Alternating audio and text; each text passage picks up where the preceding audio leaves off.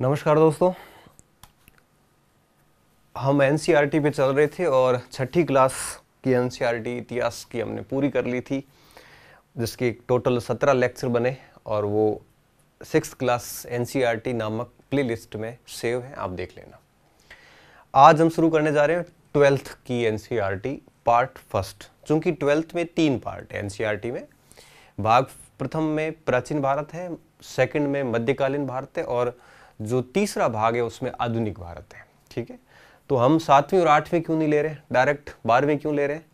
तो छठी क्लास में भी प्राचीन भारत है और 12वीं के पहले भाग में भी प्राचीन है, तो मैं चाहता हूं कि पहले प्राचीन पूरा हो जाए, फिर 7वीं लेंगे और 7वीं के बाद 12वीं का दूसरा भाग लेंगे जिसमें मध्यकाल हमारा पूरा हो जाएगा। फिर 8वीं क्लास लेंगे और फिर 12वीं का तीसरा भाग ले लेंगे तो हमारा आधुनिक भी पूरा हो जाएगा। इस प्रकार हमारी एनसीईआरटी पूरी हो जाएगी। ठीक है, 9वीं 10वीं 11वीं में विश्व इतिहास है जो हम नहीं पढ़ेंगे, इंडियन हिस्ट्री हम कंप्लीट कर लेंगे। विश्व इतिहास ऑप्शनल सब्जेक्ट के अलावा कहीं पर भी पूछी नहीं जाती, पहली चीज। दूसरी बात, इस भाग में टोटल 4 टॉपिक है। ठीक है, विषय ये टोटल 4 टॉपिक है हमारे पास। इस 4 टॉपिक के हमारे टोटल 8 वीडियो बनेंगे। ठीक है, क्योंकि काफ़ी बड़े बड़े टॉपिक है और 12th क्लास है तो घास में काटना नहीं चाहता। मैं चाहता हूं कि उसको डिटेल से और बढ़िया तरीके से किया जाए। चूँकि आपको पता है फर्स्ट ग्रेड में 55 प्रश्न 55 क्वेश्चंस सीधे छठी से 12वीं के इतिहास से आते हैं। 55 प्रश्न, 110 अंक होते हैं, तो मैं इसको बहुत अच्छे से करवाना चाहता हूँ। ठीक है, 8 वीडियो आएंगे तो उम्मीद है कि जुलाई तक 12वीं क्लास का पहला भाग खत्म हो जाएगा। इतना ही वक्त मिलता है हमें और आप भी इतना ही ढंग से कर पाओगे। ठीक है, पहली चीज़। और सबसे मोस्ट बात और सबसे महत्वपूर्ण बात, इस लेक्चर को देखने से पहले, क्योंकि मैंने स्टार्टिंग में कहा आपको कि 12वीं का पहला भाग और छठी क्लास दोनों सेम है। ठीक है, बस ये थोड़ा एडवांस है, वो थोड़ा सा लोअर है, बाकी सेम है। अब देखिए, इसका पहला अध्याय हड़प्पा सभ्यता है। पहला अध्याय कौन सा है? हड़प्पा सभ्यता। और छठी क्लास में हमने जब पढ़ा तो उसका दूसरा अध्याय था हड़प्पा सभ्यता।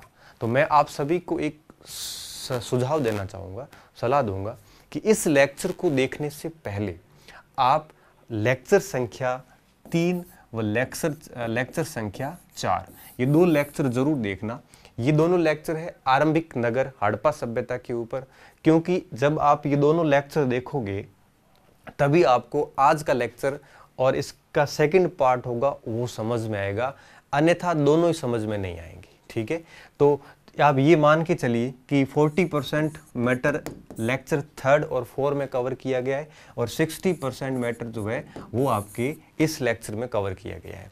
तो आपको इस लेक्चर को देखने से पहले, इस वीडियो को देखने से पहले मैं आपको एक प्रकार से सख्त रूप से सुझाव दूंगा कि आप हड़प्पा सभ्यता का वो वीडियो दोनों जरूर देखना।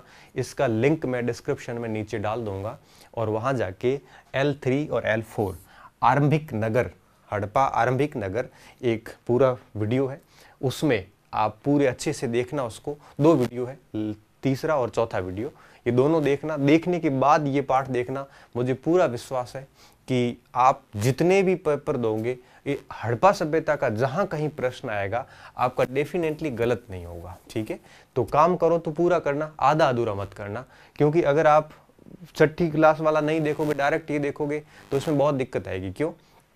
क्योंकि जैसे हड़प्पा सभ्यता की खोज की पूरी कहानी है वो 12वीं क्लास में नहीं है, वो आपको सिर्फ छठी में मिलेगी। वहीं मैंने समझाई, मैं यहाँ पे भी नहीं समझाऊंगा, वो मैं छठी में बता चुका हूँ ऑलरेडी। ठीक है, तो हड़प्पा सभ्यता की खोज की कहानी पूरी वहीं मिलेगी। चार्ल्स मैसॉन से लेके, ब्रिटन बंधुओं से लेके, आपके अलेक्जेंडर कनिंघम से लेके, मार्शल से लेके, उससे पहले कर्जन से लेके, राय बहादुर दयाराम साहनी से लेके, राखालदास बनर्जी, मार्टिन व्हीलर, स्वतंत्रता के बाद नवीनतम स्थल, ये पूरी की पूरी एक आधे घंटे की कहानी है और वो आपके लेक्चर संख्या 3 या 4, किसी 4 में है शायद, वहाँ है, नहीं 3 में है। तो कहने का मतलब ये है कि बहुत सारी ऐसी चीजें हैं जो ये देखने के बाद ही आपको ये समझ में आएगी। तो संक्षिप्त में बात कह देता हूँ। मैं इस पाठ शुरू करने से पहले मैं आपको एक ही सलाह दूंगा कि अगर आप वास्तव में इस एनसीईआरटी को इंटरेस्टेड हो पढ़ने के लिए, वास्तव में आप सीरियसली पढ़ रहे हो, तो आप वो लेक्चर देखने के बाद ही ये देखना। और अगर आपने पहले ही उसके पढ़ के नोट्स बना रखे हैं तो बहुत अच्छी बात है। मुझे बहुत अच्छा लगता है कि ऐसे गंभीर विद्यार्थियों से मैं जुड़ा हुआ। बाकी अगर इनकी व्यूज में देखूँ ना एनसीईआरटी पे, तो मेरा क्लास रिकॉर्ड करने का मन नहीं होता, लेकिन कम से कम मुझे ऐसा लगता है कि 2500 से 3000 विद्यार्थी ऐसे हैं जो सीरियसली इस एनसीईआरटी को देख रहे हैं। बस उनके लिए ही मैं रिकॉर्ड कर रहा हूँ, बाकी के लिए मैं रिकॉर्ड नहीं कर रहा हूँ, ठीक है। तो उसको ढंग से समझना। तो बात शुरुआत करते हैं हड़प्पा सभ्यता की।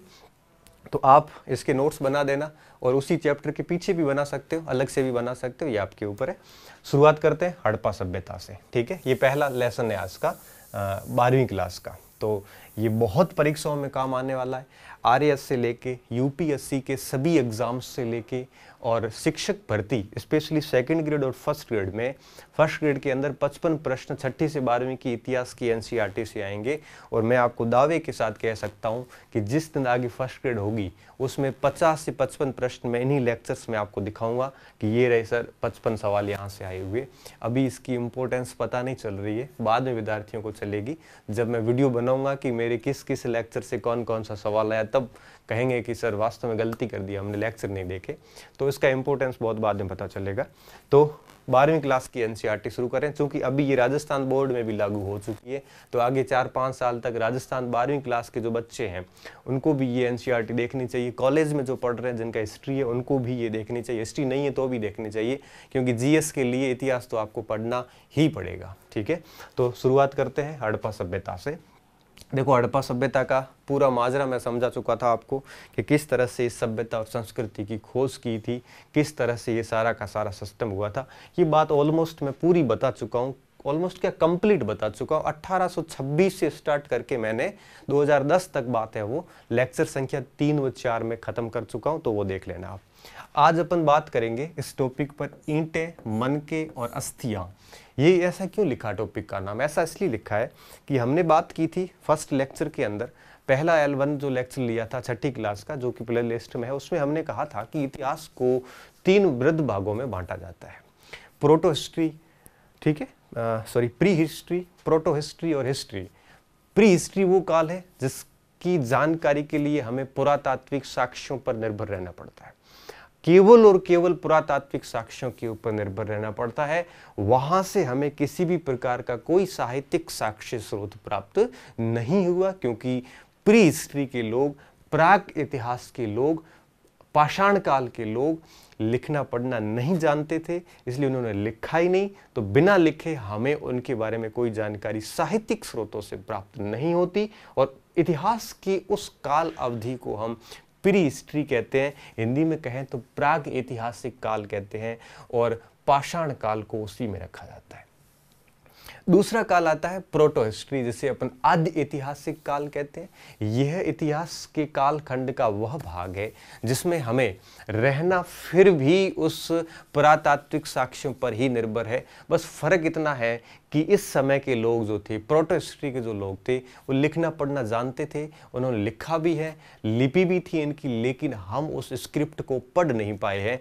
इस कारण, हमारी इनएबिलिटी के कारण, हम आज भी इस सभ्यताओं की उस काल की जानकारी के लिए आर्कियोलॉजिकल जो पुरातात्विक स्रोत है उनके ऊपर निर्भर है। तो ऐसे काल को हम कहते हैं प्रोटो हिस्ट्री। सिंधु सभ्यता वगैरह पूरी प्रोटो हिस्ट्री में आ जाती है, ठीक है। तो कई बार ये भी पूछते हैं कि सिंधु सभ्यता को इतिहास के किस काल खंड में रखा जाता है, तो आदि इतिहास में रखा जाता है। क्यों रखा जाता है?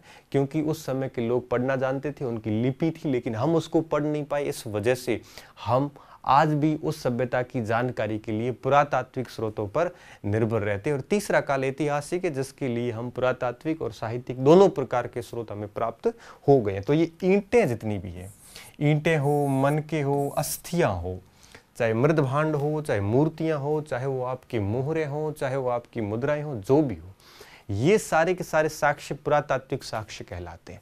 क्योंकि हड़प्पा सभ्यता के जानने के ये एकमात्र स्रोत है पुरातात्विक साक्ष्य। इसलिए इस पाठ का नाम भी उन पुरातात्विक स्रोतों के आधार पर इन्होंने लिखा है, ईंटें, मनके व अस्थियां। चूंकि हड़प्पा सभ्यता में सबसे अधिक यही मिले हैं, मन के मिले हैं, अस्थियां मिली हैं और ईंटें मिली हैं। हालांकि इसके अलावा भी बहुत सारी चीज़ें मिली हैं, लेकिन इस सभ्यता की जानकारी में हमें इन 3 चीज़ों का सबसे बड़ा योगदान है। तो मोटे मोटे अगर मैं तौर पे कहूँ तो ये जो 28 पेज हैं, इस पूरे 28 पेज के अंदर हमें हड़प्पा सभ्यता के बारे में डिटेल से जानकारी दी गई है। छठी क्लास में जो जानकारी थी वो थोड़ी संक्षिप्त थी, हालांकि मैंने उसको उतना ऑलरेडी डिटेल से कर लिया कि 12वीं क्लास ने भी जो लिखा है वो मैंने छठी में ऑलरेडी समझा दिया। तो कहने का मतलब था कि हालांकि डिटेल है यहाँ पे, लेकिन जो अपन ने छठी क्लास में डिटेल डाली है वो डिटेल कॉलेज तक चली गई, उस 12वीं क्लास की डिटेल से भी ज़्यादा हो गई ऑलरेडी। तो ये पाठ पढ़ने में बहुत आसानी होने वाली है। तो इस पूरे लेक्चर के अंदर टोटल 11 पॉइंट है, ठीक है। मतलब ये हुआ कि इस पाठ के अंदर टोटल 11 पॉइंट एनसीईआरटी ने डाले हैं, ठीक है। अब 11 पॉइंट है, इसमें हम क्या देखेंगे कि सभ्यता का आरंभ कैसे हुआ। अब छठी क्लास में था कि उस सभ्यता की खोज कैसे हुई।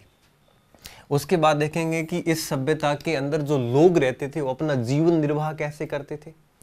उसके बाद हम मोहनजोदड़ो के बारे में देखेंगे, उस समय उन्होंने दिखाया था हमें हड़प्पा के बारे में, ठीक है। उसके बाद हम देखेंगे कि किस तरह से सोशल एक प्रकार से वो भिन्नताएं थी इसके अंदर, एक प्रकार से आप कह सकते हो कि जो समाज के अंदर भिन्नताएं होती है, समाज के अंदर जो विभेद होते हैं वो कैसे कैसे विभेद थे यहाँ पे और उनका अवलोकन हम कैसे करते हैं। इसके अलावा हम देखेंगे कि किस तरह से शिल्प उत्पाद के विषय में हमें जानकारी मिलती है, कौन कौन से शिल्प थे इस समय और ये इन शिल्प का निर्माण कहाँ कहाँ पे होता है। और उसके बाद माल प्राप्त करने की नीतियाँ कि किस तरह से कच्चा माल हम प्राप्त करते थे, कौन कौन से क्षेत्रों से प्राप्त करते थे। इसके बाद हम देखेंगे कि मुहरें, लिपि व बाट, ठीक है, प्राचीन सत्ता कैसे चलती थी, सभ्यता का अंत कैसे हुआ, हड़प्पा सभ्यता की खोज कैसे हुई, देखिए ये भी है यहाँ पे, और अतीत को जोड़कर पूरा करने की समस्याएं हमें क्या क्या आती है। तो देखिए विद्यार्थी, इसमें से मैं बता देता हूँ, ये जो 10वां पॉइंट है ये हम छठी क्लास में ऑलरेडी बहुत बढ़िया समझ चुके हैं, 7वां पॉइंट भी समझ चुके हैं, 5वां समझ चुके हैं ऑलरेडी, ठीक है ना। तो और इसके अलावा ये 3 पॉइंट तो हम ऑलरेडी समझ ही चुके हैं, तो वो लेक्चर जरूर देखना। मैं फिर दोबारा रिक्वेस्ट कर रहा हूँ आपसे कि जरूर देखना। अब अपन बात शुरुआत करते हैं स्टार्टिंग से कि हड़प्पा सभ्यता का प्रारंभ कैसे हुआ। तो इस बात से हम यहाँ से इस लेक्चर की शुरुआत करने जा रहे हैं। तो बहुत धीरे धीरे हम चलेंगे अच्छे से, और आप उसको अच्छी तरीके से समझते जाना, तो डेफिनेटली फ़ायदा भी होगा और आपको समझ में भी आ जाएगा। देखिए हुआ क्या था, हड़प्पा सभ्यता की उत्पत्ति की जब बात आती है कि हड़प्पा सभ्यता आखिर उत्पन्न हुई कैसे, कौन कौन से पीछे कारण जिम्मेदार थे, तो इस समय 3 प्रकार के मत आते हैं। कितने मत आते हैं? 3 प्रकार के मत आते हैं कि हड़प्पा सभ्यता की उत्पत्ति हुई कैसे। किसी विद्वान ने, कुछ विद्वानों के कुछ वर्गों ने ये कहा कि इन सभ्यता की उत्पत्ति विदेशी लोगों ने की है, सुमेरिया से आए हुए लोगों ने की है। एक वर्ग ऐसा आता है जो ये कहता है कि इस सभ्यता का विकास, इस सभ्यता की स्थापना भारतीय लोगों ने की है, विदेशी लोगों ने नहीं की। सभी ने अपने अपने तर्क दिए और उन तर्कों का खंडन भी हुआ है, ठीक है। और अब जो दूसरा वर्ग है जो ये कहता है कि हड़प्पा सभ्यता की उत्पत्ति भारतीयों के द्वारा ही की गई है, इस वर्ग के अंदर पुनः 2 वर्ग हो जाते हैं, पुनः 2 उपवर्ग हो जाते हैं। एक ये कहता है कि वैदिक आर्य जो थे, ये वैदिक आर्यों के स्थान पे और उनसे ये सभ्यता बनी, ठीक है, वो थोड़ा बैठा नहीं मत। और दूसरा वर्ग जो है वो सबसे सटीक बात कहता है। दूसरा वर्ग ये कहता है कि हड़प्पा सभ्यता की उत्पत्ति पूर्वकालीन छोटी छोटी संस्कृतियों का विकसित रूप है। देखिए समझाता हूँ। अब देखिए 2 मत हो गए, एक हो गया विदेशी मत।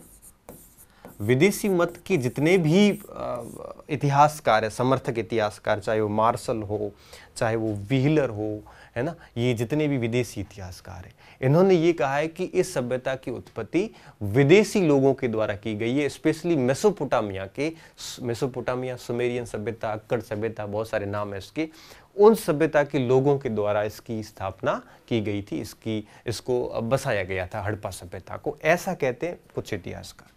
कुछ इतिहासकार ये कहते हैं कि विदेशी लोगों ने नहीं बल्कि स्वदेशी या भारतीयों ने ही इसकी स्थापना की थी, तो भारतीय लोग ही एक प्रकार से हड़प्पा सभ्यता के संस्थापक थे। एक मत ये कहता है। ये कहने वाले ये कहते हैं कि जैसे इन्होंने कहा कि हड़प्पा में चबूतरे मिले हैं, तो वहाँ पे भी हमें ऐसे चबूतरे मिले जिन्हें जिगुरात कहा जाता था। ये भी लिपि से जानकार थे, वो भी लिपि के जानकार थे। ये भी ईंटों का उपयोग करते थे, वो भी ईंटों का उपयोग करते थे। इन दोनों के बीच में व्यापार वाणिज्य भी खूब सारा था और समकालीन भी थी। तो ऐसे तर्क दिए जाते हैं, लेकिन इनका खंडन किया जाता है। खंडन ऐसे होता है कि हड़प्पा सभ्यता की लिपि जो थी वो भावचित्रात्मक लिपि थी, जैसे अपन ब्रुस्टोफेडन शैली भी कहते हैं, गोमूत्रात्मक लिपि भी कहते हैं। जबकि मेसोपोटामिया की लिपि किलाक्षर लिपि थी, जैसे कभी का पढ़ लिया गया। हड़प्पा सभ्यता की लिपि आज तक नहीं पढ़ी गई। तो ये तो संभव ही नहीं है कि अगर एक ही मेसोपोटामिया के लोग अगर मोहनजोदड़ो हड़प्पा आते तो डेफिनेटली उनकी लिपि भी वही होती। लिपि कभी अलग नहीं होती। जैसे हम यहाँ पे रह रहे हैं, भारत में रह रहे हैं, हमें हिंदी जानते हैं, और हम अगर किसी नए स्थान पे जाएंगे तो हम वापस वहाँ जाके भी हिंदी यूज करेंगे, वही देवनागरी लिपि यूज करेंगे। हम कोई वहाँ जाके नई लिपि नहीं निकालेंगे। तो डेफिनेटली विदेशी वाला तर्क जो है वो खारिज हो जाता है। ठीक है। इसके अलावा अब भारतीय मत के जो समर्थक है वो दो भागों में बंट गए। किसी ने ये कहा कि वैदिक आर्यों के द्वारा ये संस्थापना हुई है, और कुछ विद्वान ये कहते हैं कि पूर्व संस्कृतियों का क्या मतलब है? पूर्व संस्कृतियों का मतलब ये है कि अब कुछ विद्वान ये कहते हैं, जैसे बीबी लाल, बीके थापर, ये विद्वान ये कहते हैं कि हड़प्पा सभ्यता विकसित होने से पहले कई छोटी छोटी संस्कृतियां थी, छोटी छोटी ढाणियां होती है ना गाँव वगैरह में, वैसे छोटी छोटी ढाणियां थी। और उनके बाद में क्या हुआ, धीरे धीरे उन छोटी छोटी संस्कृतियों में, छोटी छोटी के अंदर एक प्रकार से जो गांव बसे थे उनमें विकास होना शुरू हुआ। उनके बीच में एक प्रकार से व्यापार वाणिज्य शुरू हुआ, और वो छोटी छोटी संस्कृतियां जब धीरे धीरे विकसित हुई तो वो ही एक प्रकार से सभ्यता का रूप ले लेती है। तो ये सबसे सर्वमान्य मत माना जाता है कि हड़प्पा सभ्यता का विकास जो है ये अपने से पूर्व की छोटी छोटी संस्कृतियों के विकसित होने से पूरी सभ्यता बनी थी। ठीक है। बार बार सभ्यता और संस्कृति शब्द आ रहा है, इनके बीच में डिफरेंस क्या है? तो मैं अगर संक्षिप्त में बताऊं एक ही लाइन में, तो सभ्यता एक शरीर है, और इसके अंदर जो जीव है, इसके अंदर जो जीवंत है, सांस है, वो एक प्रकार से संस्कृति है। तो यूं कहिए कि सभ्यता नष्ट हो जाती है, लेकिन वो जो आत्मा है उसकी, वो कभी नष्ट नहीं होती। संस्कृति हमेशा चली आती है, सभ्यताएं नष्ट हो जाती है। जैसे भारत की बात करूं, हड़प्पा सभ्यता नष्ट होगी, वैदिक सभ्यताएं खत्म हो गई, लेकिन उस संस्कृति का प्रभाव आज भी है। जैसे अपन सनातन संस्कृति कहते हैं, तो संस्कृति जीवंत होती है, संस्कृति गत्यात्मक होती है। सभ्यताएं जो है वो एक प्रकार से समाप्त हो जाती है और एक ही काल पीरियड में रहती है। तो सभ्यता और संस्कृति को एक साथ पढ़ा जाता है, क्योंकि संस्कृति दरअसल सभ्यता में ही होती है। आज हम जैसे रह रहे हैं, हमारी जो जीवन शैली, हम क्या पहनते हैं, क्या खाते हैं, क्या बोलते हैं, कैसे रहते हैं, किसको पूजते हैं, क्या अध्यात्म है हमारा, क्या मानते हैं, ये हमारी संस्कृति है। तो और जिस हिसाब से हम रहते हैं, ये घर वगैरह वगैरह, ये सारी ये सभ्यता है। ये सभ्यता नष्ट हो सकती है, लेकिन हम जो जीवन शैली अपनाए हुए हैं ये आगे भी चलेगी, हमारी पीढ़ियों से कंटिन्यू आगे से आगे चली जाएगी।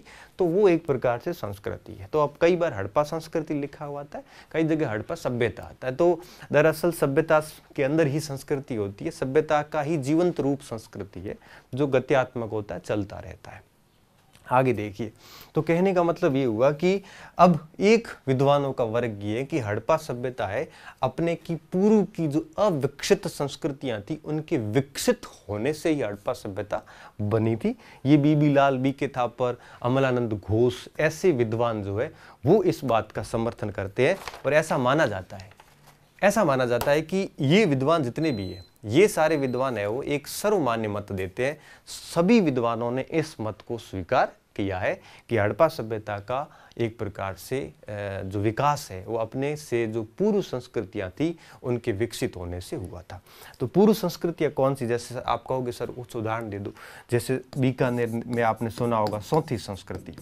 कौन सी संस्कृति? सौंथी संस्कृति। सौंथी संस्कृति को द्वितीय कालीबंगा भी कहते हैं, ध्यान रखना। कई बार परीक्षा में ये भी आता है कि कालीबंगा सेकंड कहाँ पे है, कालीबंगा फर्स्ट तो हमें भी पता है कहाँ पे है, कालीबंगा सेकंड कहाँ पे है? तो कालीबंगा सेकंड बीकानेर के अंदर है। क्यों? क्योंकि सौंथी संस्कृति को कालीबंगा द्वितीय कहा जाता है। तो जैसे सोंथी संस्कृति है बीकानेर की, इसके अलावा झूकर जाकर संस्कृति है जुनहुदड़ो की, इसके अलावा आमरी संस्कृति है जो कि सिंध क्षेत्र में, इसके अलावा कोटदजी संस्कृति है सिंध क्षेत्र के अंदर। तो ये सारी ऐसी संस्कृतियां जो छोटे छोटे पहले गांव हुआ करते थे, छोटे छोटे क्षेत्र हुआ करते थे, और ये क्षेत्र ही आपके एक प्रकार से आगे विकसित होकर हड़प्पा सभ्यता बने थे। ठीक है, ये ऐसा मत है। तो हड़प्पा सभ्यता के अगर अपन आरंभ की बात करेंगे तो यहाँ आरंभ में 3 मत आ जाते हैं, 3 मत आते हैं। पहला मत ये आता है कि हड़प्पा सभ्यता विदेशी लोग, अर्थात विदेशियों में इन्होंने किसका नाम लिया है, मेसोपोटामिया,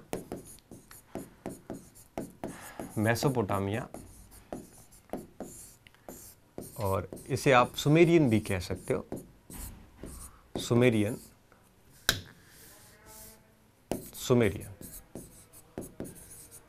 इसे अक्कड़ सभ्यता भी कहते हैं, अक्कड़ सभ्यता भी कहते हैं, ये भाषा थी वहां की।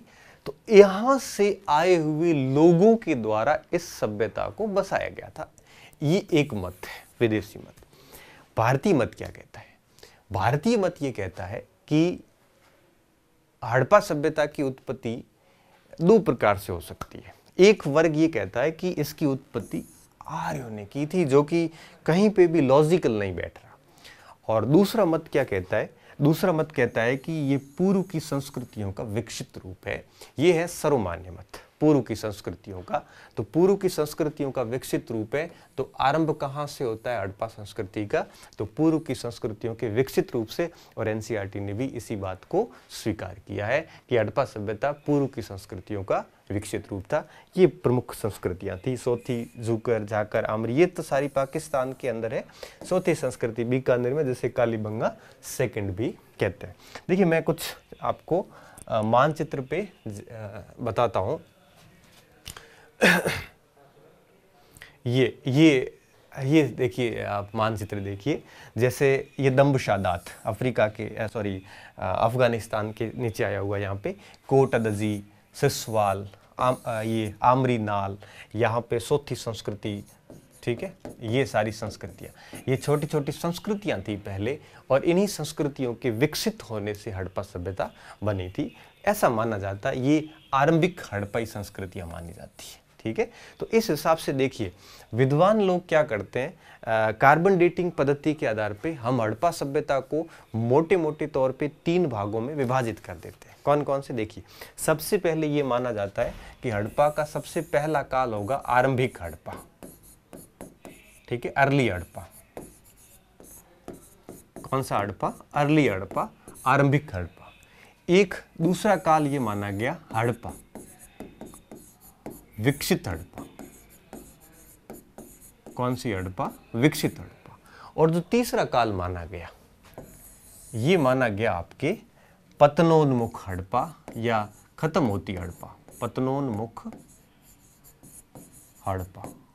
तो जब हड़प्पा खत्म हो रही थी, और लास्ट काल माना जाता है उत्तर हड़प्पा। खत्म होने के बाद में भी अगर कोई शहर बच गया था तो उसे उत्तर हड़प्पा कहा जाता है। तो हड़प्पा काल के 4 भाग माने जाते हैं। वैसे ही जैसे मनुष्य का जीवन होता है, जन्म होता है, फिर धीरे धीरे वो विकसित होता है, फिर धीरे धीरे बुढ़ापे में वापस उसका एक प्रकार से अवसान काल शुरू होता है, लास्ट में खत्म हो जाता है। ये स्थिति थी हड़प्पा काल की। तो इनका ये मानना था कि आरंभिक हड़प्पा 3300 BC में, बिफोर क्राइस्ट में आरंभ हो चुका था, और यह आपके 3300 से लेकर करीबन 2600 BC तक हड़प्पा की आरंभिक संस्कृतियां रही अस्तित्व में। कौन सी? आरंभिक संस्कृति। आरंभिक संस्कृति का मतलब क्या हुआ, मैंने बता दिया। तो 3300 BC से लेके 2600 BC तक आपके आरंभिक हड़प्पा अस्तित्व में रहता है। करीबन आप मान के चलो 400 और 300 700 वर्ष। उसके बाद में 2600 से लेकर और आपके 1900 तक, 2600 से लेके लगभग 1900 तक आपके जो हड़प्पा रहती है वो रहती विकसित हड़प्पा, एकदम डेवलप हड़प्पा जिसे हम कहते हैं। मोहनजोदड़ो, कालीबंगा वगैरह जो बड़े बड़े शहर आए, गेंद्रीवाल है ना, ये हड़प्पा खुद, धोलावीरा, लोथल, ये सारे के सारे विकसित हड़प्पा के शहर है। ये 2600 से लेके 1900 के बीच कौन सी हड़प्पा रहेगी? विकसित हड़प्पा रहेगी। और 1900 से लेकर आगे माना जाता है 1300 तक, 1900 से 1300 तक मानी जाती है पतनोन्मुख हड़प्पा, जब हड़प्पा का पतन हो चुका था। और 1300 के बाद भी अगर कोई क्षेत्र बचा था, 1300 के बाद भी अगर कोई क्षेत्र बचा था तो उसे कहा जाता है उत्तर हड़प्पा। ठीक है, तो आप इसको यूं समझिए कि सबसे पहले आरंभिक हड़प्पा, उसके बाद विकसित हड़प्पा, उसके बाद पतनोन्मुख हड़प्पा और उसके बाद में आपके उत्तर हड़प्पा। तो हड़प्पा काल को इन 4 भागों में बांटा जाता है। कार्बन डेटिंग पद्धति के अनुसार हड़प्पा का काल माना जाता है 3300 से लेकर 1300 BC के बीच में। ठीक है, ध्यान रखना। और सबसे खास बात, हम पढ़ते हैं किताबों में 2300 से 1750 का काल, 2300 से 1750 का काल। ईसा के जन्म से पहले उल्टे साल चलते थे, ये मैं ऑलरेडी बता चुका हूँ 6ठी क्लास की वीडियो के अंदर। 3300 से 1300 ये कार्बन डेटिंग पद्धति के अनुसार है, लेकिन हम पढ़ते हैं 2300 से 1750 का काल पढ़ते हैं कि हड़प्पा सभ्यता का सामान्य काल ये रहा होगा। ऐसा क्यों पढ़ते हैं? ऐसा इसलिए पढ़ते हैं कि देखिए, विकसित हड़प्पा जो है 2600 से 1900 ये अवधि और 2300 से 1750 की अवधि लगभग सिमिलर है। ये स्टेटमेंट था डीपी अग्रवाल का। ठीक है, ये डीपी अग्रवाल के स्टेटमेंट था। तो देखो, डीपी अग्रवाल का और विकसित हड़प्पा का स्टेटमेंट ऑलमोस्ट साल बैठ रहे थे, इसलिए सर्वमान्य रूप से माना गया 2300 से 1750 की अवधि को कि इस समय आपके हड़प्पा विकसित रूप में रही होगी। तो अगर पूछा जाए कि हड़प्पा सभ्यता की अवधि कौन से वर्षों के बीच में रही, तो आप कहोगे 2300 से 1750 के बीच में रही। ये डीपी अग्रवाल का भी मत है और कार्बन डेटिंग में ये विकसित हड़प्पा का भी मत है। और अगर कंप्लीट पूछा जाए कि संपूर्ण हड़प्पा आरंभिक से लेकर लास्ट तक की हड़प्पा कितनी अवधि तक रही, तो हम यहाँ पे कह सकते हैं कि 3300 से लेके 1300 तक पूरी की पूरी हड़प्पा अवधि आपके रहती है, ऐसा माना जाता है। अब देखिए, ये जो आरंभिक हड़प्पा है इसमें पूर्व की संस्कृतियां आती है। ये जितनी भी संस्कृतियां, दम्बशादात, आमरीनाल, कोटदजी, सौंथी संस्कृति, सिसवाल संस्कृति, ये छोटी छोटी संस्कृतियां इस आरंभिक हड़प्पा काल में थी। उसके बाद जब इस आरंभिक हड़प्पा काल का विकास हुआ, तब आपके धीरे धीरे नए शहर विकसित हुए। और फिर ये उस आरंभिक जो अपन ने अभी थोड़ी देर पहले देखा था, उससे यह मोहनजोदड़ो, सुतका गेंडोर, आमरी बालाकोट, चुनहुदड़ो, कोटदजी, धोलावीरा, नागेश्वर, रंगपुर, लोथल, है ना, इराकी गढ़ी, मिथाथल, बनावली, कालीबंगा, गैंदरीवाल, ये हड़प्पा, मांडा, ये सारे के सारे क्षेत्र उन्हीं आरंभिक संस्कृतियों का रूप था। और ये जो जितने भी शहर है हड़प्पा के, ये शहर थे 2600 से 1900 के बीच के थे। और 2600 से 1900 के बीच की जो भी सभ्यता थी उसे अपन कहते हैं विकसित हड़प्पा। तो ये जितने भी नगर हैं, ये सारे के सारे नगर आपके विकसित हड़प्पा के हैं। और ये जो नगर हैं आपके, ये है आरंभिक हड़प्पा के। तो आप समझ सकते हो कि आरंभिक हड़प्पा जो कि आपके रही है 3300 से 2600 के बीच में, और विकसित हड़प्पा रही है आपके 2600 से 1900 के बीच में। ठीक है, तो आप समझ गए होंगे इस पूरी बात को कि मैं क्या कहना चाह रहा हूँ। तो ये बातें थी यहाँ पे। एक छोटी सी चीज़ मैं यहाँ पे और क्लेरिफाई करना चाहूँगा कि आजकल एनसीईआरटी वगैरह में एक नया शब्द लिखने को मिलता है। जैसे मैं बता देता हूँ,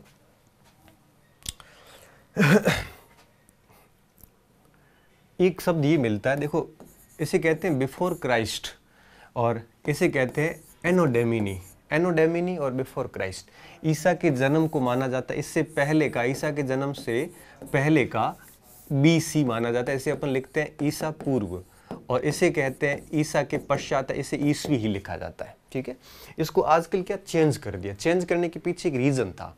रीज़न क्या था? क्योंकि बिफोर क्राइस्ट, इसमें क्राइस्ट आ रहा था, ईसाई धर्म का आ रहा था। तो दूसरे धर्म जितने भी है उनको एक प्रकार से छोटा सा ऑब्जेक्शन था कि भाई हम क्रिस्ट को क्यों माने, क्रिस्ट को क्यों माने।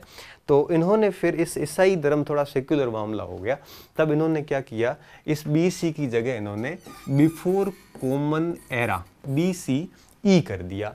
और आपके ए डी को इन्होंने कॉमन एरा कर दिया, ठीक है।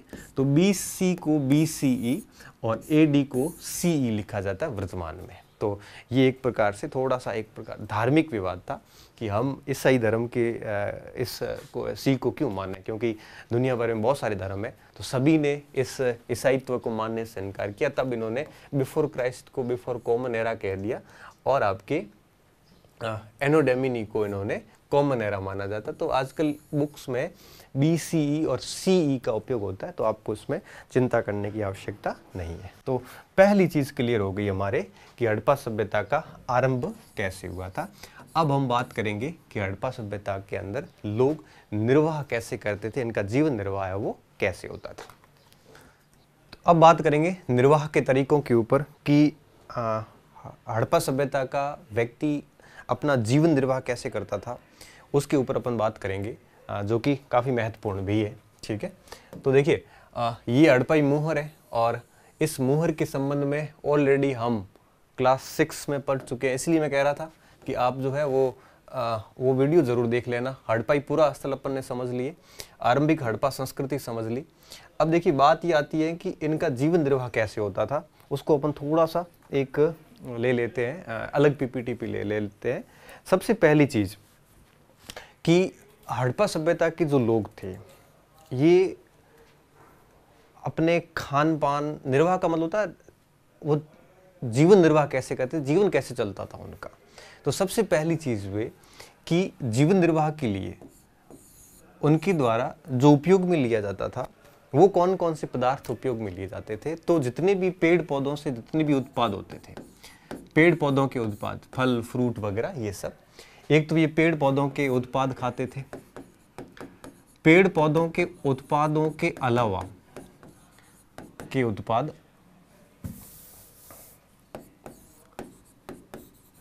पेड़ पौधों के उत्पाद, उसके अलावा हमें कई जगह मांस के प्रमाण भी मिले हैं। तो संभवतः ये मांसाहारी भी थे। मांस के प्रमाण कहाँ मिले, देखिए इस समय जितने भी जीव जंतु मिले हैं वो सारे के सारे जीव जंतुओं को पुरातत्वविदों ने 2 भागों में बांट दिया है। कुछ ऐसे जीव जंतु हैं जो पालतू श्रेणी के थे और ये पालतू श्रेणी के जैसे भैंस थी या भेड़ थी, है ना, ये सारे के सारे पालतू श्रेणी के थे। कुछ ऐसे थे जो जंगली जानवर थे, जंगली जानवर। अब ये जंगली जानवर जो थे उनमें आपके सूअर को रखा जाता था, इसके अलावा हिरण को रखा जाता था, है ना। इसके अलावा भी बहुत सारे जानवर ऐसे थे जो जंगली प्रजातियां थी, इनका शिकार किया जाता था। तो जंगली जानवरों को क्या किया जाता था, शिकार किया जाता था और इसके मांस का भी आहार के रूप में उपयोग किया जाता था। इसके अलावा ये लोग अपना जीवन निर्वाह कैसे करते थे, पेड़ पौधों के उत्पाद, मांस के अलावा हमें अनाज के दाने भी प्राप्त हुए हैं। किसके, अनाज के दाने भी प्राप्त हुए हैं। तो संभव है कि अनाज भी खाते थे ये। अनाज के दानों की अगर अपन बात करें तो गेहूं प्राप्त हुआ है हमें, कम मात्रा में ही सही, मगर चावल भी प्राप्त हुआ है हमें। गुजरात लोथल से है वो बाजरा भी प्राप्त हुआ है हमें, तिल भी प्राप्त हुआ है हमें, चना भी प्राप्त हुआ है। तो ऐसे करीबन 10 से 12 अनाज की फसलें हमें प्राप्त हुई है। इसका मतलब साफ है कि ये लोग जो थे ये अनाज भी एक प्रकार से उत्पाद करते थे, पैदा करते थे।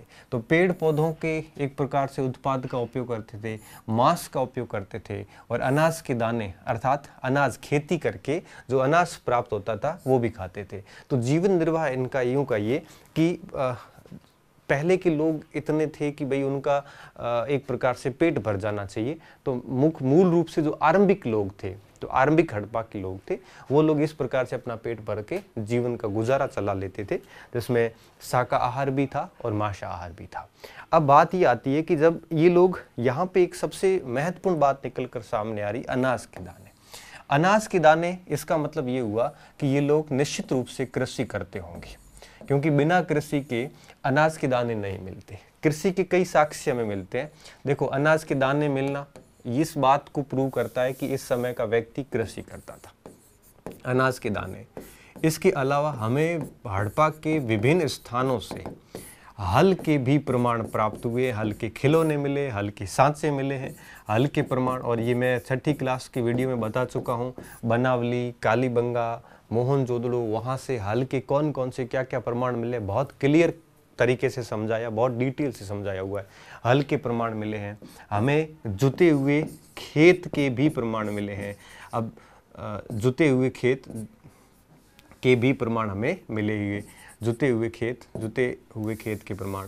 इसके अलावा अगर अपन देखें तो जुते हुए खेत, इसके अलावा सिंचाई के भी कई साधन हमें प्राप्त हुए हैं। तो कहने का मतलब ये हुआ कि कई ऐसे प्रमाण प्राप्त हुए हैं जिसके आधार पर हम कहते हैं कि इस समय के व्यक्ति खेती करते थे। और कालीबंगा के बारे में मैंने बताया भी था, जहाँ पर आपके दोहरी फसलें, बिल्कुल दोहरी फसलें पैदा की हुई ऐसा खेत भी हमें कालीबंगा से प्राप्त हुआ है। तो कहने का मतलब ये लोग कृषि करते थे और इस प्रकार अपना जीवन निर्वाह करते थे।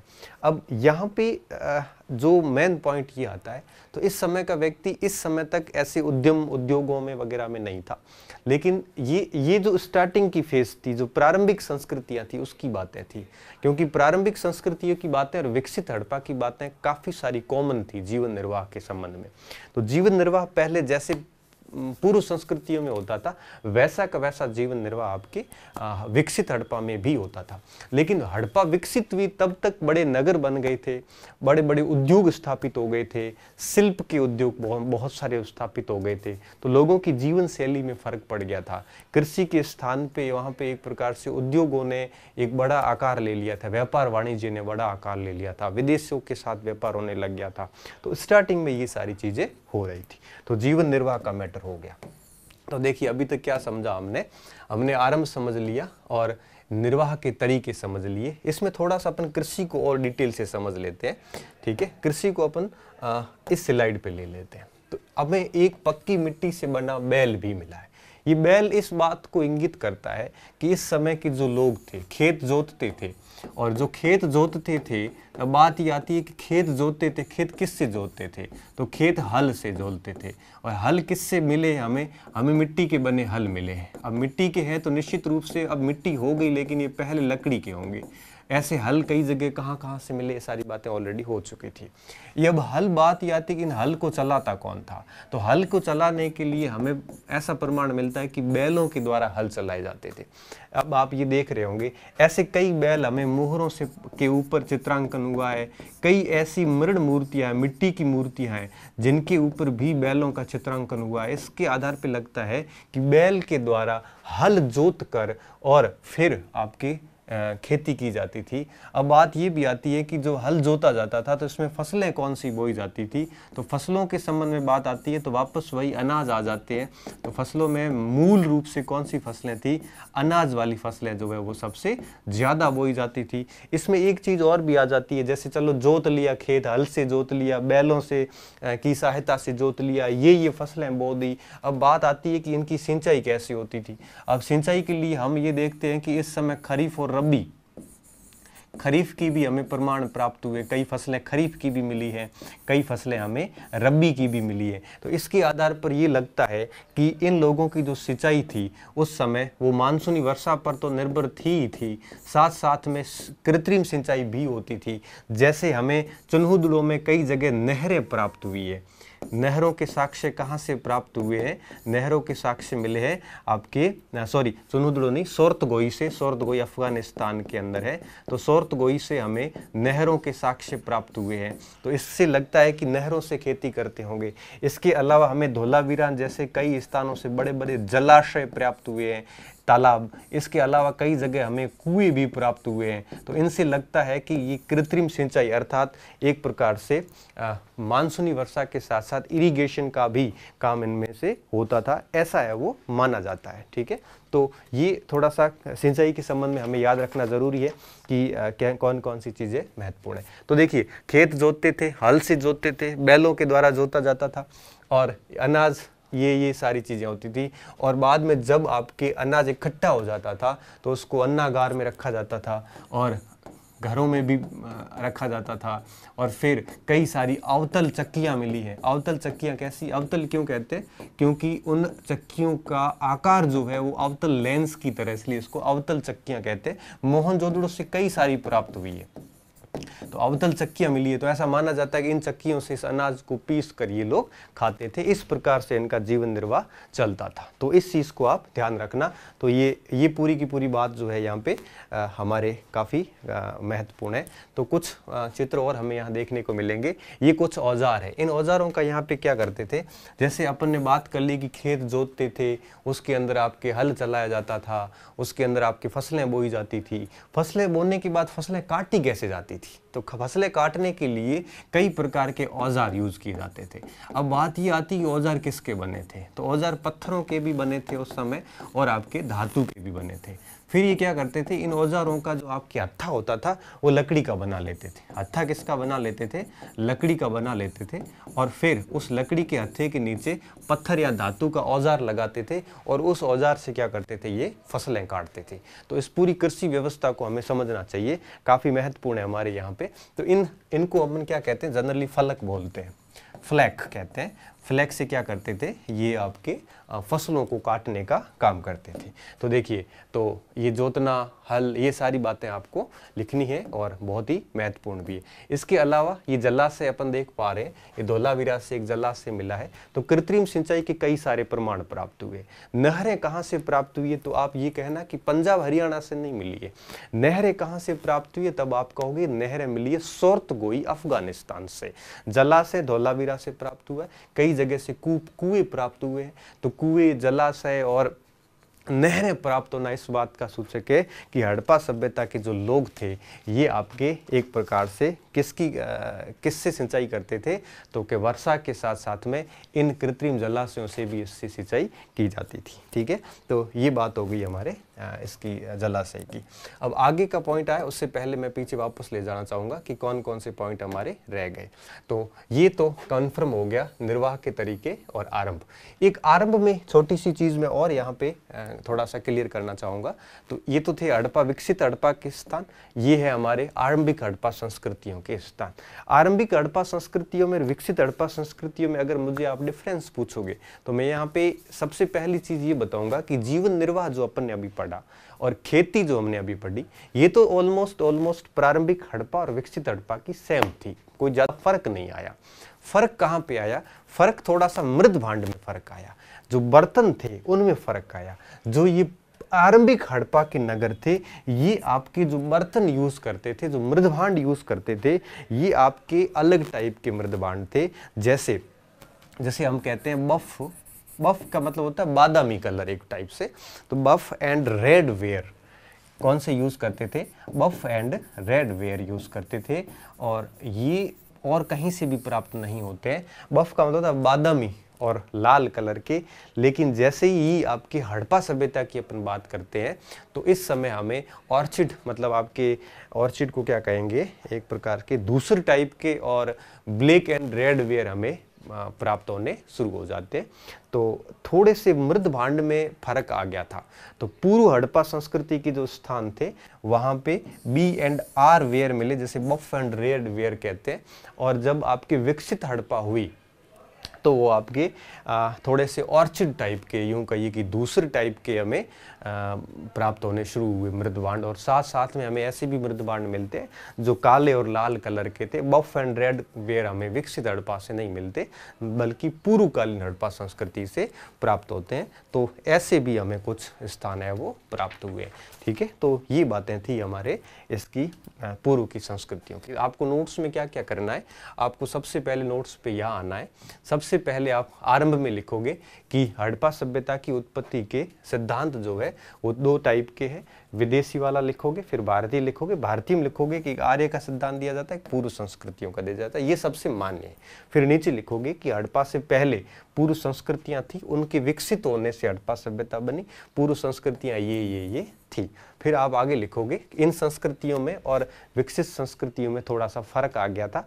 हालांकि जीवन निर्वाह और कृषि के तरीके सेम ही थे, लेकिन मृद भांड में थोड़ा सा बदलाव आ गया था, ये लिख लेना। और उसके बाद लिख लेना कि पुरातत्वविदों ने विद्वानों ने कार्बन डेटिंग पद्धति के आधार पे हड़प्पा सभ्यता को इन 4 भागों में बांटा है, और इन 4 भागों में जो बांटा है उसकी ये अवधि लिख लेना, और इस हिसाब से ये कुछ सभ्यताओं के नाम लिख लेना, और ये इनकी सन वन लिख लेना, ठीक है।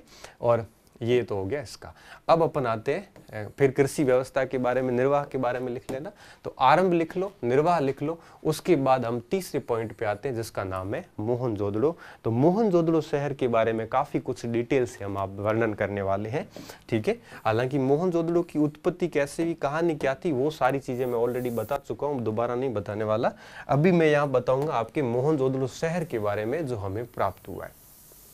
तो जितने भी हड़प्पा सभ्यता से शहर मिले, मोहनजोदड़ो ऑलमोस्ट सबसे बड़ा है, 125 हेक्टेयर का शहर है। अगर मैं अभी इन दिनों नई खोजों की बात करूं तो राखीगढ़ी शहर जो है अभी हड़प्पा से भी बड़ा शहर है।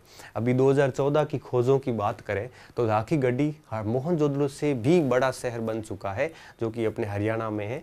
और मोहनजोदड़ो जो है ये अभी दूसरा सबसे बड़ा शहर वर्तमान की मैं बात करूं तो, लेकिन 2014 से पहले मोहनजोदड़ो सबसे बड़ा शहर था, करीबन 125 हेक्टेयर में बसा हुआ शहर है। अब देखिए, हमें जो खुदाई करी मोहनजोदड़ो की, जो राखालदास बनर्जी, दयाराम साहनी का खोज हुई थी आपके उसमें हड़प्पा में, और राखालदास बनर्जी ने काम किया था मोहनजोदड़ो पे। 1922 की बात है। जो इनको मोहनजोदड़ो मिला, तो इस मोहनजोदड़ो के 2 बड़े भाग मिले इनको। जो चूंकि मैंने आपको बताया था नगरों की विशेषताओं में कि हड़प्पा सभ्यता के जितने भी नगर मिले हैं ऑलमोस्ट सभी में 2 भाग थे। अगर आप 1-2 नगरों को छोड़ दो, धोलावीरा वगैरह को, जहाँ से 3 भाग मिले, तो 2 भाग मिले, एक ऊंचा क्षेत्र, एक नीचा क्षेत्र। तो हड़प्पा सभ्यता का मोहनजोदड़ो के शहर का नक्शा दिया है 12th क्लास में। मैं ये नक्शा समझाना चाहूंगा आपको। देखिए, आप इसको यूं समझिए, ये 2 भाग हो गए इसके, ठीक है। ये 2 भाग हो गए। ये भाग आपके पश्चिमी भाग है और ये पूर्वी भाग है, ठीक है। हड़प्पा सभ्यता के अंदर अधिकांश शहर 2 भागों में बंटे हुए। इसी प्रकार कालीबंगा हो, चाहे लोथल हो, चाहे बनावली हो, आपके राखीगढ़ी के अभी 3 भाग हो गए। मैंने कहा ना, राखीगढ़ी में जब नवीन खोजें हुई तो पहले 2 भाग ही थे, अभी राखीगढ़ी में भी 3 भाग हो गए हैं। धोलावीरा में भी 3 भाग है, बाकी सारे नगरों में 2 ही भाग है, ठीक है। तो अब देखिए, पश्चिमी भाग और पूर्वी भाग, ये 2 भाग हमें मोहनजोदड़ो से मिले। अब आप देख पा रहे होंगे कि पश्चिमी भाग छोटा है, इसकी साइज देखिए, और पूर्वी भाग की साइज देखिए, पूर्वी भाग बड़ा है। तो हम ये कहते हैं कि पश्चिमी भाग की साइज देखिए, पश्चिमी भाग तुलनात्मक रूप से छोटा है और पूर्वी भाग कैसा है, बड़ा है। अब देखिए आगे दूसरी बात देखिए, अब जो पश्चिमी भाग है यह आपके छोटा है, लेकिन ईंटों के, कच्ची ईंटों के चबूतरे के ऊपर बनाया गया, मतलब आपके यूं कहिए कि ये ज्यादा ऊंचाई पर अवस्थित है। पहले इन्होंने क्या किया, कच्ची ईंटें ली, और कच्ची ईंटों से क्या बनाया, चबूतरा बनाया, और उस चबूतरे के ऊपर ये पश्चिमी भाग बनाया है। चबूतरा बनाया और चबूतरे के ऊपर क्या किया इन्होंने, पश्चिमी भाग बनाया। तो इसलिए इसको हम ये कहते हैं कि इसको दुर्ग क्षेत्र नाम दिया जाता है। दुर्ग क्षेत्र क्यों कहते हैं, क्योंकि यह आपके पूर्वी भाग की तुलना में ज्यादा ऊंचाई पे, ऊंचाई किससे ली गई है, कच्ची ईंटों के चबूतरे से ली गई है। इस बात का भी आप तरीके से ध्यान रखना। अब मैं अगर पूर्वी भाग की बात करूं तो ये चूंकि बड़ा भाग था और यह आपकी ऊंचाई पर नहीं था, ये थोड़ा सा नीचा क्षेत्र था, इसलिए इसको निचला क्षेत्र भी कहते हैं, इसको नगर क्षेत्र भी कहा जाता है। इसको नगर क्षेत्र भी कहते हैं, निचला क्षेत्र भी कहते हैं। तुलनात्मक रूप से बड़ा था, सबसे ज्यादा आवास हमें यहीं से प्राप्त होते हैं, आवास यहीं से प्राप्त होते हैं। लेकिन अगर मैं इस क्षेत्र की बात करूंगा तो उत्कृष्ट रचनाएं जितनी भी है, चाहे वो आपकी वो महाविद्यालय हो, स्नानागार हो, अन्नागार हो, जितनी भी उत्कृष्ट संरचनाएं हैं वो सारी की सारी इसी भाग में मिलती है हमारे को। कौन से भाग में, दुर्ग क्षेत्र में। सबसे बड़ी बात ये थी कि कई सारी ऐसे नगर भी हैं जो आपके दोनों के दोनों एक दीवार से, सुरक्षा प्राचीर से घिरे हुए थे। दुर्ग क्षेत्र को किला क्षेत्र भी कह सकते हो आप। तो आप हड़प्पा, ये मोहनजोदड़ो का नक्शा समझ पा रहे होंगे, काफी इंपॉर्टेंट है ये परीक्षाओं की दृष्टि से भी, और यूं कहिए कि सामान्य समझ भी होनी चाहिए कि हमें क्या क्या प्राप्त हुआ है। तो ये सारी की सारी खाइयाँ, ब्लॉक वगैरह लिखे हुए, यहाँ से हमें आभूषण प्राप्त हुए हैं। ये पूरे के ये मोनियर क्षेत्र कहलाता है, मोनियर क्षेत्र, ठीक है ना, मोनियर क्षेत्र और इसके अलावा ये BF, NSR, ये सारे के सारे ब्लॉक के नाम है, याद रखने की ज़रूरत नहीं है हमें। क्योंकि ये ब्लॉक जितने भी है इनके ये कोडिंग होती है, तो इसका कोई इतना इम्पोर्टेंट नहीं है। तो कहने का मतलब है कि इसका कई बार पूछ लेते हैं कि निम्नलिखित में से कौन से पूर्वी भाग की विशेषता है और निम्नलिखित में से कौन सा पश्चिमी भाग की विशेषता, ये ध्यान रखना है। हालांकि मोहनजोदड़ो हमें काफ़ी ठीक ठाक सुरक्षित अवस्था में मिला है, लेकिन अगर अपन हड़प्पा की बात करें तो आपके कनिंघम ने कहा भी था कि हड़प्पा से इतनी ईंटें गायब हो गई जितने से 100 मील तक की रेल पटरियाँ बन सकती थी। लोगों ने क्या किया, हड़प्पा की ईंटें गायब कर दी। तो ईंटें गायब करने के कारण हड़प्पा की हालत खराब हो गई, लेकिन मोहनजोदड़ो फिर भी सुरक्षित अवस्था में रहा है। ठीक है, तो इस चीज़ का थोड़ा सा ध्यान रखना। तो ये मोहनजोदड़ो का ऑलमोस्ट नक्शा हो गया। अब इसके अंदर थोड़ा और जाते हैं अपन, क्योंकि इस नगर के अंदर बहुत सारा नाली सिस्टम वगैरह बेहतरीन तरीके से। तो मोहनजोदड़ो के अंदर एक ये नाली, देखो एक व्यक्ति खड़ा है और पूरा अंदर आ रहा है, मतलब ये नाली करीबन 6-7 फीट जो है वो आपकी इसकी लंबाई आपको देखने में स्पष्ट रूप से नजर आ रही होगी।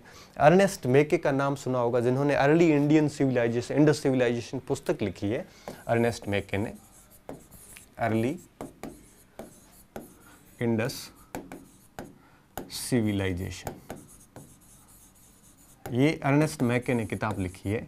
और अर्नेस्ट मैके ने इस पुस्तक के अंदर दुनिया की सबसे बेहतरीन नाली सिस्टम बताया है जो हमारे सिंधु घाटी सभ्यता से प्राप्त हुआ। उसको उन्होंने कहा कि घरों से क्या करते थे, घरों से जब स्नान घर वगैरह से जो नाली बाहर निकलती थी उसको सबसे पहले क्या करते थे, एक मल कुंड बनाया जाता था। उस मल कुंड में एक होद होता था, ये होद में डाल देते थे और होद के अंदर जो ठोस मल होता था वो तो सारा होद में जमा हो जाता था। फिर वहाँ से नाली निकाल कर और सड़क की नाली में वो जो गंदा पानी होता था वो निकाल दिया जाता था, ताकि नालियाँ आगे जाके जाम ना हो। और उन गंदी नालियों, जो बड़ी नालियाँ होती थी, उसकी भी एक लंबे समय के बाद सफाई की जाती थी। तो नाली सिस्टम सबसे बेस्ट था। अगर आपसे एक लाइन में पूछें कि हड़प्पा सभ्यता की सबसे महत्वपूर्ण देन कौन सी विश्व को, तो आप कहोगे कि जल निकासी प्रणाली।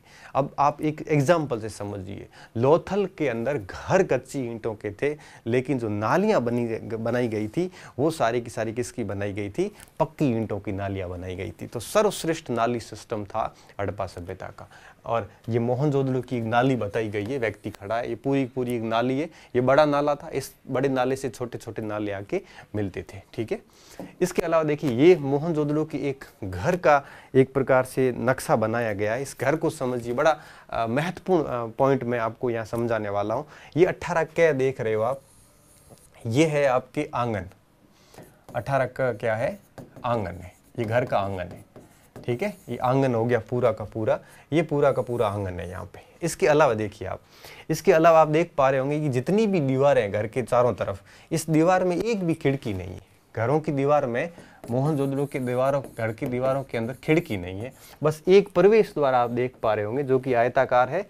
ये बिल्कुल प्रवेश द्वार एक ही है, बाकी कुछ भी नहीं है। और सबसे खास बात देखिए आप, 5 क जो है, इस प्रवेश द्वार और आंगन का सीधा कोई संपर्क नहीं, मतलब एक व्यक्ति प्रवेश द्वार से आंगन को नहीं देख सकता, प्रत्यक्ष अवलोकन नहीं कर सकता, ये भी खास बात थी। तो देखिए प्रवेश द्वार से आंगन को नहीं देखा जा सकता था, आंगन को नहीं देखा जा सकता, बहुत इंपॉर्टेंट बात। ठीक है, इसके अलावा देखिए यहाँ पे एक प्रकार से एक घर में कुआं भी होता था सामान्यतः। ये देखिए यहाँ पे 6 में कुआं दिखाया गया है, तो यहाँ पे घर के अंदर एक कुआं भी होता था। सामान्यतः क्या करते थे, कुएं को बाहर की तरफ रखते थे ताकि अगर कोई राहगीर वगैरह निकले तो उस पानी पी के वहाँ से निकल जाए। तो घर के बाहर एक कुआं भी, यहाँ पे कुआं बनाया हुआ है। इसके अलावा घर में सीढ़ियाँ भी होती थी। अब आप ये देख पा रहे होंगे, ये सीढ़ियाँ हैं। घरों के अंदर क्या होती थी, सीढ़ियाँ भी बनी होती थी, ताकि सेकंड स्टोरी बिल्डिंग होती थी, जो दूसरा भवन होता था, फर्स्ट फ्लोर होता था, वहाँ तक आराम से जाया जा सके। इस कुओं की अगर मैं बात करूँ तो मोहनजोदड़ो से 700 कुएं हमें प्राप्त हुए। इसके अलावा देखिए हर घर में यहाँ पे एक शौचालय दिख रहा होगा आपको, हर घर में एक शौचालय बना था, स्नानागार टाइप शौचालय, स्नानागार। क्यों? क्योंकि यहाँ से आपके हर घर से लोग बाहर नहीं जाते थे, यहीं पे काम हो जाता था। और यहाँ के पास में नाली होती थी और नाली आपके मुख्य सड़क की ओर, जो मुख्य नाला था उसमें मिला दी जाती थी। ये भी सबसे बड़ी बात होती थी। ठीक है, आंगन के चारों तरफ कमरे होते थे, देख पा रहे होंगे आप, चारों तरफ क्या होते थे, कमरे बने होते थे। और इन कमरों में सारे लोग रहते थे, अलग अलग रहते थे, अलग अलग टाइप के काम करते थे। तो सभी प्रकार के यहाँ पे रहने का काम होता था। ठीक है, कोई खाना पकाने का काम वगैरह वगैरह। ऐसे आवास मुख्य रूप से हमें निचले जो नगर है हड़प्पा मोहनजोदड़ो का, वहाँ से ऐसे आवास प्राप्त हुए। कितना शानदार नक्शा दिख रहा है, आप सोच सकते हो कि आज से 5-6 हजार साल पहले इस प्रकार के आधुनिक घर कल्पना भी नहीं कर सकते कि ऐसे घर भी उस समय हुआ करते थे। यह बात कितने साल, आज से कोई 5,000 साल पुरानी बात है। तो इस टाइप से घर बने होते थे हड़प्पा सभ्यता के अंदर, और ये मोहनजोदड़ो का घर था। एक दुर्ग का नक्शा, दुर्ग क्षेत्र जो मैंने बताया अभी आपको, एक नगर क्षेत्र होता था, एक दुर्ग क्षेत्र होता था। ये आपके मोहनजोदड़ो का एक दुर्ग क्षेत्र है। इस दुर्ग क्षेत्र के आप चारों तरफ देख पा रहे होंगे, ये पूरी की पूरी दीवार बनी हुई है। ये दुर्ग क्षेत्र के चारों तरफ क्या बनी हुई है, सुरक्षा प्राचीर बनी हुई है। क्या बनी हुई है, सुरक्षा प्राचीर बनी हुई है, जिसे अपन किलेबंदी भी कहते हैं। ठीक है, चुनुदड़ो में कोई किलेबंदी नहीं है। मैंने बताया था किलेबंदी किस प्रकार की जाती थी, इस प्रकार से किलेबंदी भी बनी हुई है। अब आप देखिए, इस किलेबंदी के साथ इस साइड अगर आप देखोगे तो यहाँ पे एक विशाल आंगन बना हुआ है। यहाँ पे अगर ये पॉइंट देखोगे, यहाँ पे ठीक है, विशाल आंगन बना हुआ है, और उसके जस्ट नीचे आते यहाँ पे तो एक महाविद्यालय बना हुआ है, जिसे पुरोहित आवास भी नाम दिया जाता है। ठीक है, ये आपके देवीय मार्ग कहलाता है। ठीक है, देवीय मार्ग। ये बहुत बड़ा कुआं मिला जिसकी खोज जैनसन ने की थी, जिसे जैनसन का कुआं भी कहते हैं। ठीक है, इसके अलावा यहाँ पर और आगे जाए तो ये जो है, ये इसे माल गोदाम कहा गया है। ठीक है, माल गोदाम। और माल गोदाम के थोड़ा सा उधर जाते ये महान स्नानागार है, महान स्नानागार है। यहाँ पे एक छोटा सा मैं करेक्शन करना चाहूँगा। मैंने छठी की वीडियो में गलती से एक चीज़ बताई थी, हालांकि मैंने पढ़ी भी कहीं से गलती थी, कि सबसे बड़ा भवन बताया है स्नानागार को, जबकि पूरी सभ्यता की सबसे बड़ी इमारत है वो अन्नागार है। आप एडिट कर लेना कृपया करके, थोड़ी सी गलती रही है मेरे छठी क्लास से, जो उम्मीद कर रहा हूँ कि आप उसको सही कर दोगे। अब ये जो विशाल जो अन्नागार दिख रहा है, इस अन्नागार के बीच में ये अगर आप ये देख पा रहे होंगे तो यहाँ पे एक आयताकार जलाशय भी दिख रहा है। अन्नागार नहीं, सॉरी, स्नानागार। ये महान स्नानागार जो है, इसके बीच में एक आयताकार जलाशय आप देख पा रहे होंगे। ठीक है, तो इस प्रकार से एक यूं कहिए कि पूरा का पूरा ये होता था। ठीक है, ये जो दिख रहा है आपको, ये स्तूप क्षेत्र है। ठीक है, ये स्तूप क्षेत्र है। तो नगर के अंदर क्या क्या, सॉरी, दुर्ग क्षेत्र के अंदर क्या क्या होता था, महाविद्यालय, विशाल आंगन, देवीय मार्ग, जॉनसन कुआं, स्तूप क्षेत्र, सुरक्षा प्राचीर, अन्नागार होते थे। इसके अलावा यहाँ पे महान स्नानागार, माल गोदाम, ये सारी की सारी चीज़ें यहाँ पे एक प्रकार से हमें प्राप्त हुई है। कहाँ पे, ये मोहनजोदड़ो के दुर्ग का नक्शा है। ये लगभग हर नगर के दुर्ग में भी ऑलमोस्ट यही विशेषताएं थी। ठीक है, ये था आपके मोहनजोदड़ो का ये मामला। अब हम आते हैं सबसे मेन अहम पॉइंट के ऊपर, ये है चौथा बिंदु कि सामाजिक भिन्नताओं का अवलोकन है वो कैसे किया जाता था। तो आगे का जो लेक्चर है वो अपन बाद में लेते हैं। अभी इस लेक्चर में आप इतना पढ़िए, इसको अच्छे से नोट करिए, क्योंकि चूंकि पूरे फर्स्ट भाग में 4 ही पार्ट है, तो डेफिनेटली इसको थोड़ा सा समय भी लगेगा। बहुत बहुत धन्यवाद विद्यार्थियों, अच्छे रहिए, मस्त रहिए और पढ़ते रहिए।